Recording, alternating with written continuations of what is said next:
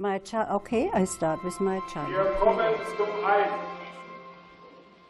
Ich schwöre dir, Adolf Hitler, als Führer und Kanzler des Reiches, Treue und Tapferkeit.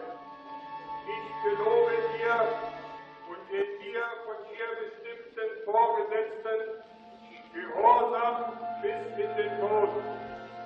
So wahr mir Gott helfe. August 20th, 1933. A loyalty oath was initiated throughout Germany. Every man, woman, and child were to swear their allegiance to the new Führer, Adolf Hitler.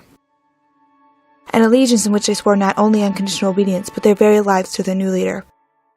Armed with his people's devotion, Hitler announced his new vision for the country at a rally in Nuremberg. Nuremberg, that was a different thing.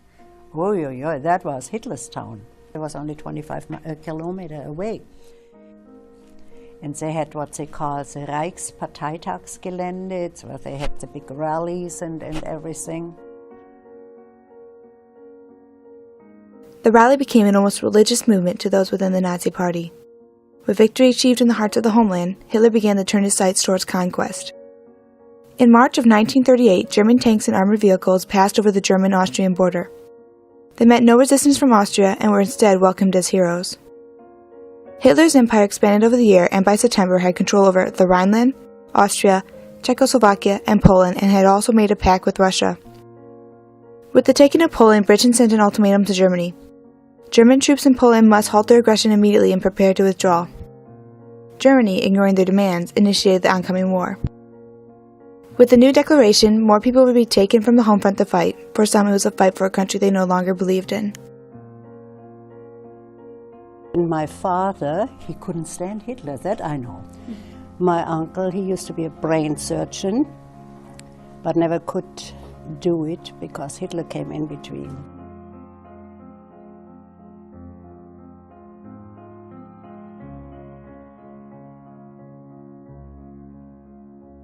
And my father was missed, and then he was killed in '46 in a Russian hunger camp. I didn't know that my mother never found out.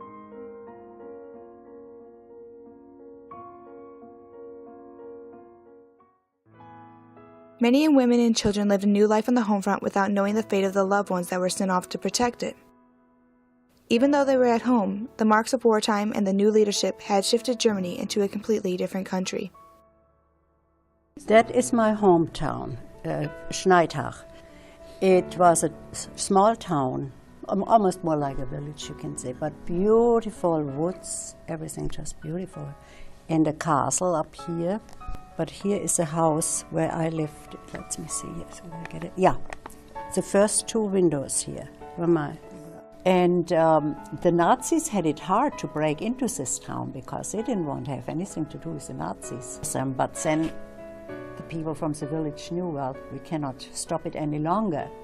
But they never, until they were told to do it, they never did anything out of their own free mind. Though the people of Schneidach were steadfast in sticking to their regular life, the Nazi influence was able to weed itself into the quiet village.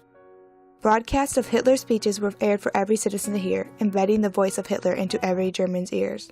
Then we had to say something, and I don't remember the words to say anymore, what it was. And then, of course, we had to, that was every morning in school. But when they called us out, and it was mostly cold, well, Hitler's birthday, April 20th. There, for sure, we had to go out, and sometimes it was bitter cold yet in April 20th. I remember very much about Hitler, and so, because in school, all of a sudden, in the middle of the winter sometimes, it was snowing. We were called out to our play area, whatever it was, and we had to stand in line. And then they put up loudspeakers, and here was Hitler from somewhere and talked. And I remember every time that man talked, I couldn't help it. It was like somebody is talking, when you scratch on rusty metal, that sound, that is how I received his voice. It was horrible. Hitler became a master at manipulating the minds of his people. Constantly, he'd be placing thoughts in their head either through radio broadcasts, videos, or posters. The propaganda ranged from starting a paper drive to raise money to encouraging kids to enter Hitler's youth. Some even appeared simple with the message for mothers to protect the children, but subliminally suggested that the women should have many children. These messages constantly invaded his people, helping Hitler keep an iron grip within their daily lives.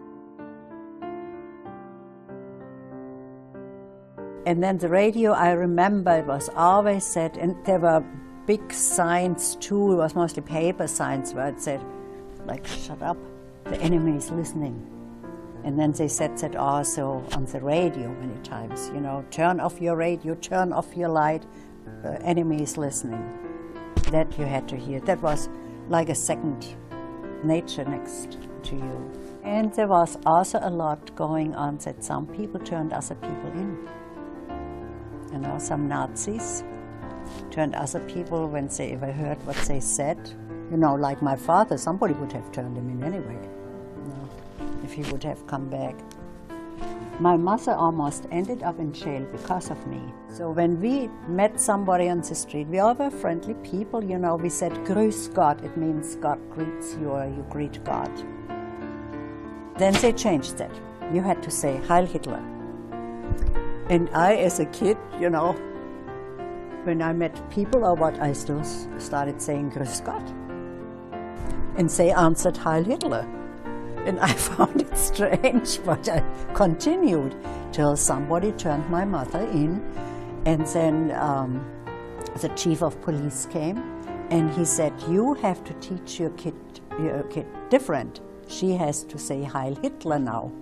And my mother tried and I got it on my behind, I know, but I wouldn't give up. Next thing, again, he came again to her. And this time my mother, oh, I got it on my behind, you know. And I think I must have woken up a little bit that is just a new greeting. Most people in Germany and occupied countries had to adjust to many new habits to accommodate to Hitler and his desires. One of the most infamous was the mistreatment of Jews. Hitler used propaganda to convince his people that the Aryan race was the one true race, and people like the Jew were no better than cattle. The Jew was not to be trusted and was the bringer of destruction, he proclaimed. At first, the Jewish people only suffered social pressures and hardship, but as time went by, they were turned into the SS to be taken care of. In some cases, Jewish loved ones would be used as leverage against those who opposed Hitler. And we had, Schneidach was partially also formed by Jewish people. They were in Nuremberg, which is a huge town. They didn't want them, so they came out to Schneidach and settled. And of course, then when Hitler came, so that whole thing changed. Then they were killed and you know, murdered, and the bad time really started in. My grandmother's brothers, they all were very educated. And Hitler wanted him to do something, because he was a very bright guy, Uncle Wilhelm. And my uncle said no, because he knew it was wrong to do that. I think it might have had something to do with creating poisons for the concentration camps. It could be. So he was married to a Jewish woman. They had no children, but she was Jewish, and because of him, you know, there never was anything done. But when he refused Hitler, she just went for a walk. They lived in Berlin. And she was all dressed up, you know, just for a nice walk in the afternoon. Car came, she was gone. And she came back in 1946 from a concentration camp in a paper dress. And then I think she didn't live longer than 3 years later, as she was dead because of acid treatment. Many Germans had no idea where the Jews were being taken or what was happening to them. The veil was not drawn away from the Germans' eyes until the Allies had arrived. The Allies first reached German soil in 1944, and bombing raids hit the city of Nuremberg. In Schneidach, the night sky would turn red from the neighboring bombs. In the village, phosphorus bombs would occasionally fall, creating damage and fear. They threw down, and I know they also threw down some, you know, at the time we had a little blackboard, but it was all done with graphite to write, so we had this long, thin pens. And that was sent down too from Americans, but full of phosphorus. And we kids just didn't know it. We just had a wonderful time playing in the woods with all those things. In Nuremberg, which was 25 kilometers away, oh yes, that, because it had all that industry, and it was one of Hitler's towns. So they attacked that very, very much, and we could see that. And at night, the entire sky was blood red. The entire sky was red when they, bombed Nuremberg. Oh yeah, we could see and could hear it. The sound, definitely. We went up and that one window went just to Nuremberg. We could see that it was just horrible. So yeah, Nuremberg got it very, very bad. During the bombing time in Germany, some children were sent to the countryside, some for safety and other for health reasons. Though these country homes were supposed to be a safe haven, they offered little additional safety for the children. Bombs would sometimes target the trains on which the kids were transported. I was sent to such place, like a reconnaissance area where you have fresh air and all that. And that happened to be a castle. It's on the river Lahn, and it's called Limburg. And I also remember out of the time they had a big, you go to the theater. You have no seats there. It's only the area is the same size. And there were lamps standing with infrared light. And every day we got our goggles on, and every day we had to march around for I don't know how long and sing. I remember that too. And that is over. I don't know. I don't remember anything how it ended then. We had, of course, there were bombs coming and we had to run to the cellars and all that. It was a daily thing. But when we went home, that's where it happened, and I don't know where exactly. I only know it was a train. And there was a girl, right? There were many pushy ones. I was sitting right by the window, going this way. And she wanted the window seat so badly, and she was pretty nasty. And so I gave in, and that was my luck at the time. Because then I heard like whistles, but I heard something in the air too. So that I could figure out there must be, something bad up there in the sky again. And the window was half open. And I don't know, it was just very, very quickly that I only know that the girl fell to the side of the train and rested her head there. And then I don't know, I know people came into the compartment because there were also kids with us, we were not the only two. And then they took her away, but I cannot tell you who the people were, or if it was Red Cross, if it were other people. It's just moments they are flashing by, and then they looked at me and then they said something lucky. The only thing what I could make out later on is maybe the kids have seen the girl, she wanted to sit there, and that I had to move, and maybe somebody said she was very lucky, but I didn't quite understand it. And I remember my mother later on, when I was a little older, she talked about it, understood it. But that was the thing. Had I remained there, I would have been dead, because that girl, that's why she defeated. But I didn't know what death was. I said, yeah, that was it shocked me later on, I think, more than it did shock me at the time when it happened, because I didn't know what happened. The daily life had turned into one of uncertainty. Bombing raids became an almost daily occurrence. Without a clear set of rules for such situations, the people of Schneitau had to create case-by-case decisions, which, sometimes, endangered the life of its citizens. We went to school schools that day. It was a summer day. I remember I had socks on, not so swollen, long stockings. And there was an alarm again, like so many times before, and we had a housemaster, and he decided to send us home. And I know there was a quarrel, vaguely, but there were some teachers, and there was a quarrel, but that housemaster, he was a kind of a more cruel guy, I don't know. He might have been a big Nazi. And he decided, no, we have to go home. You know, you cannot help it, but after a while you get used to it. We kids knew exactly what to do. Our parents didn't have to worry about us because we knew when to take a dive. You know, it's not a usual thing, but as a kid you learn it very quickly. But we ran like crazy. And as I came through, we had where the government parties in this little town, and so it's a big bow, and I know I did hide there, and there were some other kids. But then we moved on to the marketplace, it's where I live.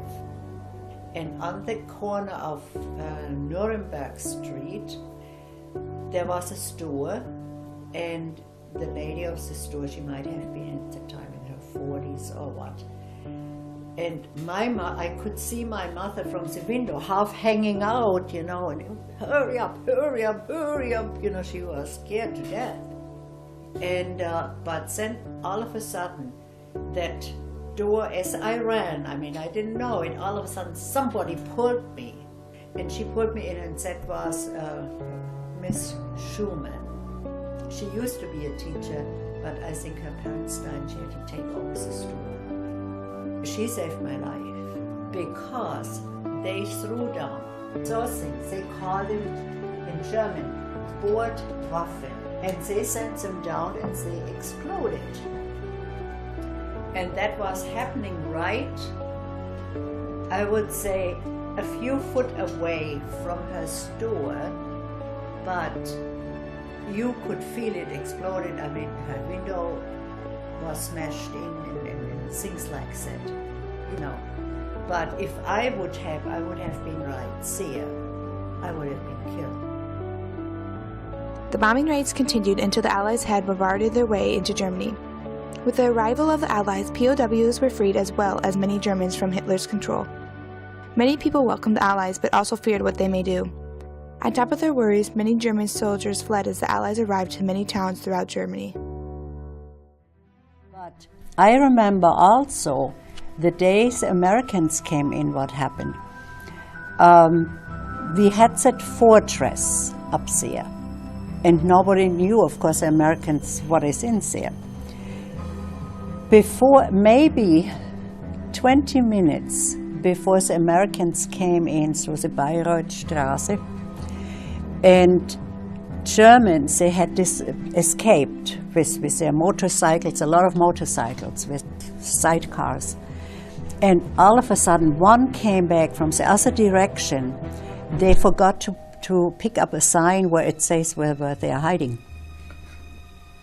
And he went back into the Nürnberger Straße, out, and from the Bayreuther Straße, the first tank came in, the Americans. I don't know if they got caught later on, I have no idea.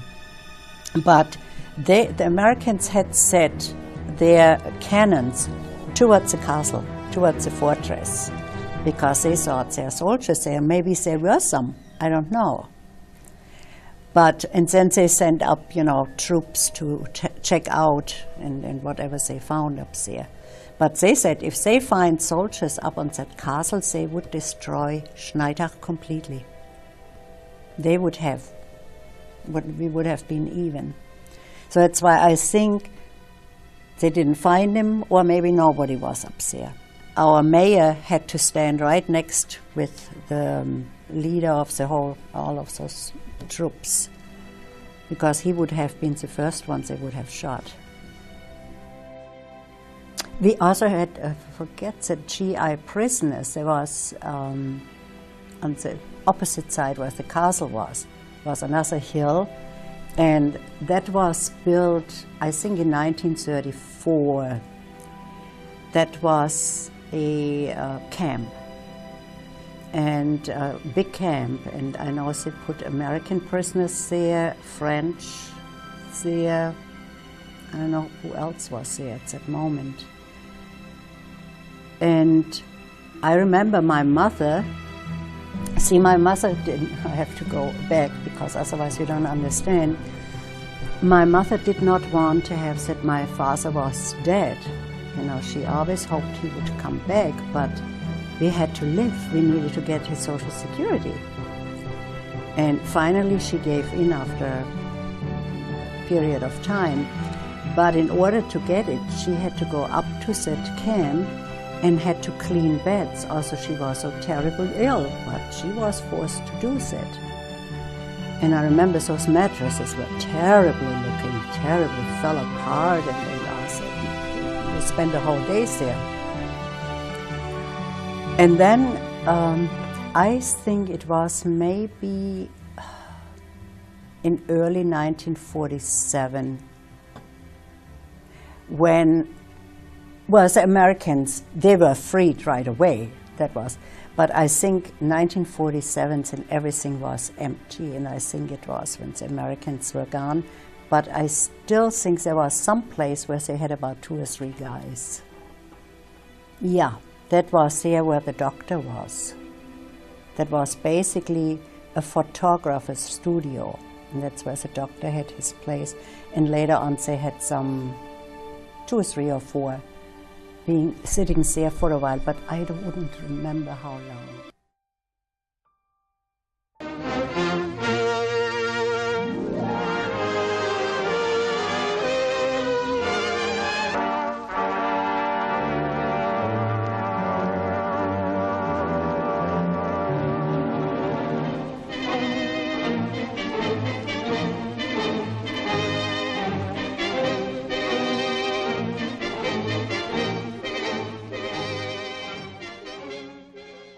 As the Allies traveled throughout Germany, they began to liberate the many concentration camps. The shocking conditions and horrors they found at the camps compelled the Allies to educate the Germans on what had been happening. Survivors were taken out of dungeons where rats had been their companions and vermin their bedfellows. Despite the desperate efforts of Allied doctors and medical aides, help came too late for many. To show them what their country had done, every German was made to watch a film. Elders to little children were promised a movie, The Echo of the Youth, but upon entering were made to watch a film full of graphic reels of the death mills. We kids had no idea, you know, and even after the Americans came in and so, the Germans still didn't believe it. They heard about it, but like my grandfather, he didn't believe it for quite a while. And then after he has seen things, then he woke up. He said, I can't believe that. I can't believe that we didn't know about it. You know. But yeah, that was the first time when I found out. And it took me weeks to sleep again. The dreams were just terrible. That was, I mean, I can understand that American officer, he probably was furious about the Nazis, well, who wasn't? But I still think it was not the right thing to do. You know, if he would have locked in when grown-ups were in there, I could understand it, but little kids, some kids were only 4 years old. There might have been an adult here and there, you know, taking their little ones. And like I said, I only remember that they locked the doors, and I just wondered why they locked the doors. But then the thing started, and you had the weekly show coming on, and so your thoughts were occupied. But that was it. And then after that, yeah, after we have seen that, then they opened it, unlocked the doors, and then that movie came on. That's why I never would forget. I think it was called, the subtitle in German, Das Echo der Jugend, the echo of the youth. Yeah, so we still have seen the movie, but most of the time we still cried. We couldn't stop it. It was just so. But then everything started going its way, and you did the same thing. You tried to get food somewhere.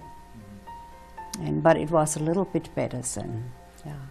So, but it was really, really tough, and I'm glad in a way that I was not older, because this way I did not get the 100% pressure.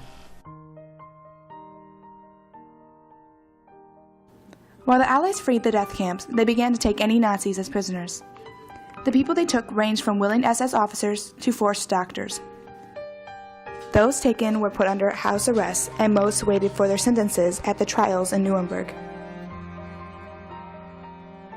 Soon if he would have left his premises, they would have shot him. He was one of the people who was against the Nazis, but he had to join because he was a professor. Yeah. That's why otherwise he would have come, But then those two American soldiers, they told my mom not to worry. They would get some, so they established that with this Jewish doctor. Yeah. The official end of the war in Europe was on May 8, 1945, and became known as VE Day. On that day, the Allies accepted unconditional surrender of Nazi Germany, marking the end of the Third Reich. The Nuremberg trials that followed the end charged people within the Nazi Party for the multitudes of murders within the death camps. Hitler had never had a trial, because on April 30th, 1945, he had committed suicide.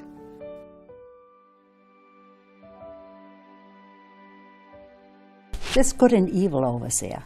That's why they said the paradise was over there.